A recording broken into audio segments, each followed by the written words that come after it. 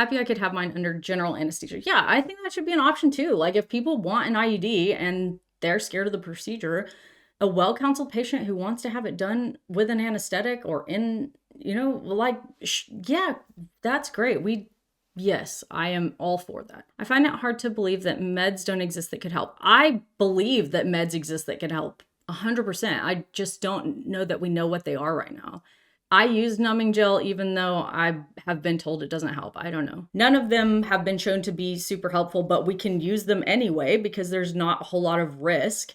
And, that's what we have. I think that the crux of this issue is there's not enough data and the data we have is mixed. And so nothing is definitively helpful and nothing is definitively not helpful. Nellie the Bad Witch, I'm interested to hear what I said that made you say that this is the first time that you've heard me sound like every male doctor that you've ever had, because I do try to take a nuanced approach to this, and I want to know what it was that I said so that I can understand. Just because I feel like I'm between a bit of a rock and a hard place. I very much think that we should have better options, and I do offer what I can to my patients, but I don't feel like we actually have a lot. Okay, so I described the pain in a way that you disagreed with. Okay, that makes sense. The way that it is experienced is very much a spectrum, and I can't ever predict where someone is going to fall on that spectrum. So you have to imagine this as you need to, knowing that some people have hardly any pain at all, and some people have horrible pain that makes it absolutely not worth having had it done, that you, looking forward, not in hindsight, are trying to describe to people what to expect. If I only describe the people who have an awful experience, then I'm really not doing a positive service to my patients. And if I only describe people who have no pain, I'm doing an equally poor service to my patients. So when we work to find ways to discuss this, it's important that we find a way to discuss it that leaves that open to the person. It is physiologically caused by a pretty significant contraction of the uterus. That is usually what that pain is. There are many other things that go into that would require a lot of discussion about how pain works in the body to go over.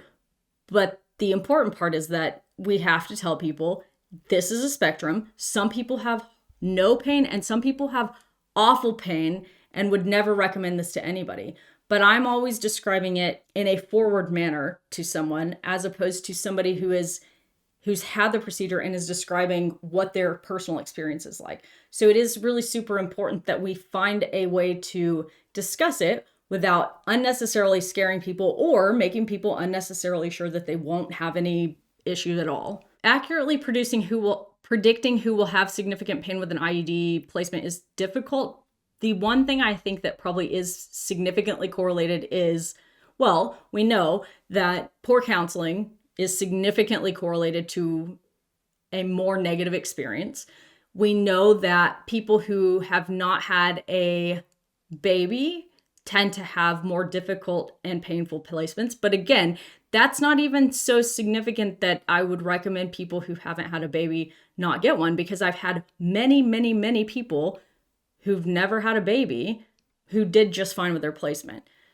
We know that playing music is helpful to reducing pain, or at least to making people's hindsight descriptions of their pain less. Lots of things go into it, but you can't very accurately produce who will have a negative experience outside of, medically anxious people. I am medically anxious. I would like that. Medically anxious people like myself are going to have more negative experiences with any procedure. That's just inherent to how it works. People who had babies 6 weeks ago often do okay with IUD placement. Yeah, for sure. So like if you're 6 weeks postpartum, most of the time people are going to have a very easy IUD placement. But anyone who's had a baby in the recent past, even just years ago, usually has an easier time with placement. So again, it's just all a spectrum. You're on the second channel. make sure you subscribe. If you're subscribed to my main channel, you might not be subscribed to MJJ Clips, so make sure you're subscribed down below so you don't miss out on any of the fun.